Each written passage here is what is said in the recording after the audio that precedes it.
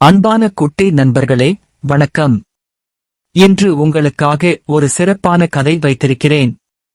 இது நம்முடைய அற்புதமான வீடான பூமி கிரகத்தை பற்றியது, மேலும் அது நமக்குச் சொல்ல முயற்சிக்கும் ஒரு பெரிய ரகசியம் பற்றியது. கேட்கத் தயாரா? தொடங்கலாமா? நம் பூமியை கற்பனை செய்து பாருங்கள். அது விண்வெளியில் சுழலும் ஒரு பெரிய வண்ணமயமான பந்து போல. அதற்கு பெரிய நீலப் பெருங்கடல்கள், உயரமான பசுமை காடுகள் மற்றும் உங்களையும் என்னையும் போல நிறைய மகிழ்ச்சியான மக்கள் வாழும் பரபரப்பான நகரங்கள் உள்ளன. பூமியில் உள்ள அனைவரும் பொருட்களை உருவாக்கவும், பொம்மைகள் செய்யவும், சுவையான உணவு சமைக்கவும், புதிய இடங்களுக்கு பயணிக்கவும் விரும்புகிறார்கள். இந்த அற்புதமான விஷயங்களைச் செய்ய நாம் நிறைய ஆற்றலை பயன்படுத்துகிறோம். நாம் கார்களை ஓட்டுகிறோம், விளக்குகளை எரிக்கிறோம், பிடித்த எலக்ட்ரானிக் சாதனங்களுடன் விளையாடுகிறோம். இவை அனைத்தும் நம்முடைய பரபரப்பான மகிழ்ச்சியான வாழ்க்கையின் ஒரு பகுதிதான். ரொம்ப காலத்துக்கு முன்னாடி எல்லோரும் நம் பூமி மிகவும் பெரிதாகவும் வலிமையாகவும் இருப்பதால் எதையும் தாங்கிக் கொள்ளும் என்று நினைத்தார்கள். நாம் பொருட்களை உருவாக்கும் போது சில சமயங்களில் புகைப்போக்கிகளிலிருந்து கொஞ்சம் புகை வெளிவந்தது, அல்லது கார்களிலிருந்து கொஞ்சம் புகை வெளிவந்தது. சில சமயங்களில் நாம் அதிகமாக குப்பைகளை உருவாக்கினோம். ஆனால் எல்லோரும், பூமி மிகவும் பெரியது, அது எல்லாவற்றையும் சகித்துக் கொள்ளும் என்று நினைத்தார்கள். ஆனால் பின்னர் நம் பூமி ரகசியமாக பேசத் தொடங்கியது. வார்த்தைகளால் அல்ல, ஆனால் சிறிய மாற்றங்களால். வானிலை கொஞ்சம் விசித்திரமாக நடக்கத் தொடங்கியது. வெளியில் விளையாட சரியாக இருந்த கோடை காலம் மிக வெப்பமாக மாறத் தொடங்கியது. சில சமயங்களில் கோடைக்காலம் ஒருபோதும் முடிவடையாது என்று தோன்றும் அளவுக்கு அதிகமாக நீண்டது. ஒரு காலத்தில் குளிர்ச்சியான காற்றும், சில சமயங்களில் பஞ்சு போன்ற பனியும் இருந்த குளிர்காலங்கள் வெப்பமாக உணரத் தொடங்கின, அல்லது சில சமயங்களில் விசித்திரமாக நாம் இதற்கு முன் பார்த்திராத பெரிய திடீர் பனிப்புயல்களை கொண்டு வந்தன. எப்போது தங்கள் விதைகளை நடவு செய்ய வேண்டும், எப்போது தங்கள் காய்கறிகளை அறுவடை செய்ய வேண்டும் என்று சரியாக தெரிந்திருந்த விவசாயிகள் குழப்பமடையத் தொடங்கினர். சில சமயங்களில் மழை மிகவும் கனமாக பெய்து அவர்களின் வயல்களை வெள்ளமாக்கியது, மற்ற சமயங்களில் மழையே இல்லை.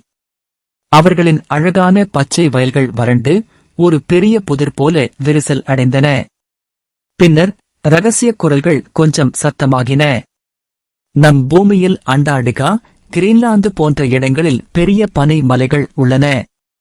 இந்த பனி நிறைந்த இடங்கள் உருகத் தொடங்கின. பூமியின் துப்பறிவாளர்கள் போன்ற விஞ்ஞானிகள் நமக்கு படங்களைக் காட்டினர். அவர்கள் நட்பு ரீதியான துருவ கரடிகள் நிற்பதற்கு பனி நிறைந்த இடங்களை தேடி போராடுவதையும், பெரிய பனி மலைகள் சுருங்குவதையும் பார்த்தனர். பனி உருகும்போது கடல் நீர் உயர்ந்து அது நம் கடற்கரைகளையும் கடல் அருகிலுள்ள சில நகரங்களையும் கூட காணாமல் போகச் செய்யலாம் என்று அவர்கள் கூறினர். ஆனால் நம்மில் பலருக்கு ஏதோ சினிமா வசனங்கள் போலவும் கதை புத்தகத்திலிருந்து கதை சொல்வதைப் போலவும் தோன்றின. இதற்கும் நமக்கும் சம்பந்தம் இல்லாதது போல.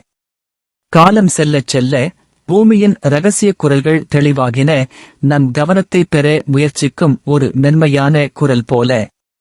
பெரிய புயல்கள், ஒரு காலத்தில் எப்போதாவது ஒருமுறை மட்டுமே நிகழ்ந்தவை, இப்போது அடிக்கடி மற்றும் வலிமையாக மாறின. அவை வானத்திலிருந்து வரும் பெரிய கோபமான கோபதாபங்கள் போல இருந்தன, நிறைய சேதங்களை விட்டுச் சென்றன. மிக வெப்பமான மற்றும் வறண்ட வானிலையால் மோசமடைந்த பெரிய தீ விபத்துகள் நம் அழகான காடுகளின் பெரிய பகுதிகளை விழுங்கி காற்றை புகையால் நிரப்பின.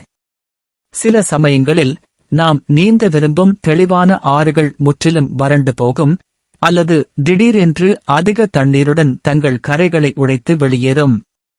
மேலும் நம் விலங்கு நண்பர்கள், பல வகையான பறவைகள், மீன்கள் மற்றும் ரோமங்களுடைய விலங்குகள் தங்கள் வாழ்விடங்கள் மிக வேகமாக மாறியதால் வாழ கடினமாக இருந்தன. அவை காணாமல் போகத் தொடங்கின. இதை இப்போது நாம் அதிகமாக உணர முடிந்தது. நம் சொந்த வீடுகளும் சில சமயங்களில் ஆபத்தில் இருந்தன, முன்பு நாம் சுவாசித்த நல்ல காற்று இப்போது நச்சுக்காற்றாகவே மாறியிருக்கிறது.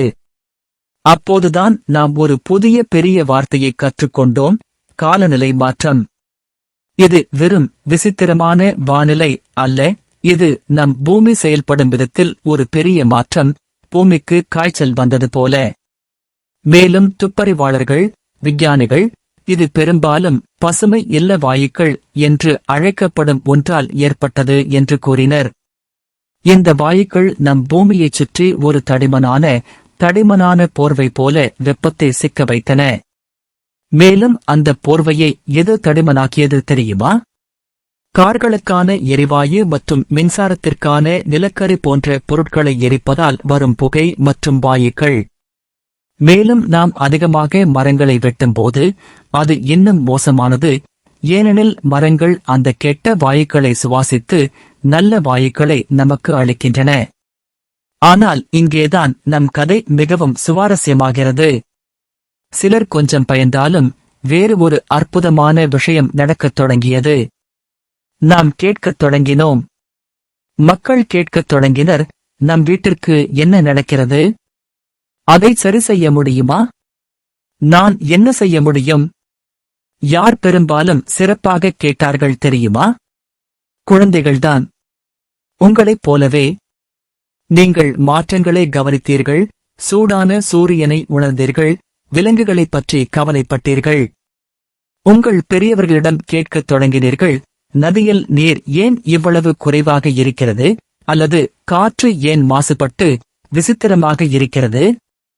மற்றும் விஞ்ஞானிகள், நீண்ட காலமாக நமக்குச் சொல்ல முயற்சி செய்தவர்கள், மேலும் அதிகமான மக்கள் இறுதியாக அவர்களை கேட்கத் தயாராக இருப்பதைக் கண்டனர்.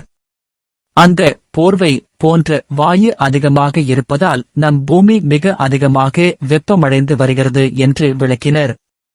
ஆனால் அவர்கள் ஒரு மிக முக்கியமான விஷயத்தையும் கூறினர்: நாம் அனைவரும் ஒன்றாகச் செயல்பட்டால் நம் பூமிக்கு உதவ இன்னும் நேரம் இருக்கிறது.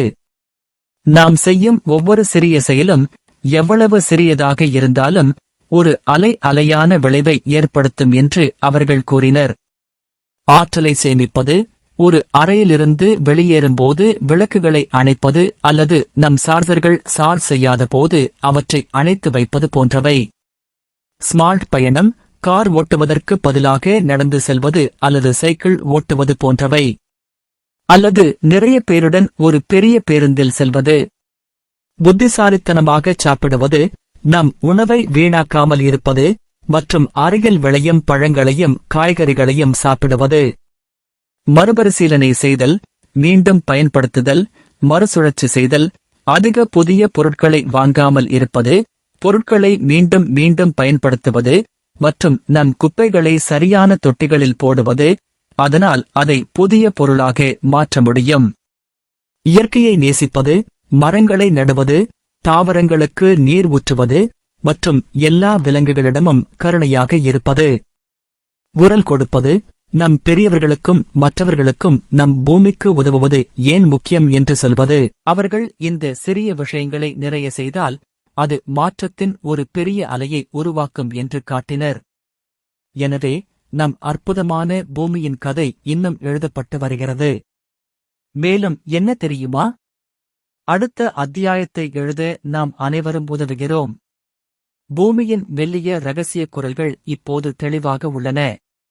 என்ன செய்ய வேண்டும் என்று நமக்குத் தெரியும். மேலும் மக்கள் மிகவும் புத்திசாலிகள் மற்றும் அன்பானவர்கள் என்பதால் உதவ அற்புதமான வழிகளை கண்டுபிடித்து வருகிறோம். தொழிற்சாலைகள் இப்போது குறைந்த புகையுடன் பொருட்களை உருவாக்க கற்றுக்கொள்கின்றன. புத்திசாலி விஞ்ஞானிகள் சூரிய ஒளியையும் காற்றையும் பயன்படுத்தி சுத்தமான ஆற்றலை உருவாக்க நம்ப முடியாத இயந்திரங்களை கண்டுபிடிக்கிறார்கள். புகையுடன் கூடிய ஆற்றலை அல்ல, சமூகங்கள் புதிய மரங்களை நடவு செய்ய, ஆறுகளை சுத்தம் செய்ய மற்றும் அழகான பச்சை பூங்காக்களை உருவாக்க ஒன்றாக வருகின்றன. மேலும் நீங்கள், நம் அற்புதமான குழந்தைகளே, அதைப் பற்றி எல்லாம் கற்றுக்கொண்டு உங்கள் குடும்பங்களுக்கு கூட கற்பிக்கிறீர்கள். நம் பூமியின் எதிர்காலம், நம் ஆறுகள் சுத்தமாகவும் தெளிவாகவும் இருக்குமா? நம் காடுகள் பசுமையாகவும் உயரமாகவும் இருக்குமா? மேலும் நம் காற்று புதியதாகவும் இனிமையாகவும் இருக்குமா? இவை அனைத்தும் நாம் ஒவ்வொரு நாளும் எடுக்கும் தேர்வுகளைப் பொறுத்தது. இது நம் பூமித்தாயிடம் கருணையாக இருப்பது, அதன் நுட்பமான சமநிலையை புரிந்து கொள்வது மற்றும் இயற்கையுடன் மகிழ்ச்சியாக வாழ்வது பற்றியது. கதை இன்னும் முடியவில்லை. இது நாம் அனைவரும் ஒன்றாகச் செயல்படுவது பற்றிய ஒரு கதை, நம்பிக்கை பற்றிய ஒரு கதை மற்றும் நம் ஒரே வீட்டை பாதுகாக்க நாம் தேர்வு செய்யும்போது நமக்கு இருக்கும் அற்புதமான சக்தி பற்றிய ஒரு கதை. அடுத்த அத்தியாயம் நம் பூமி மகிழ்ச்சியாகவும் ஆரோக்கியமாகவும் இருக்கும் ஒரு அத்தியாயமாக இருக்கட்டும்.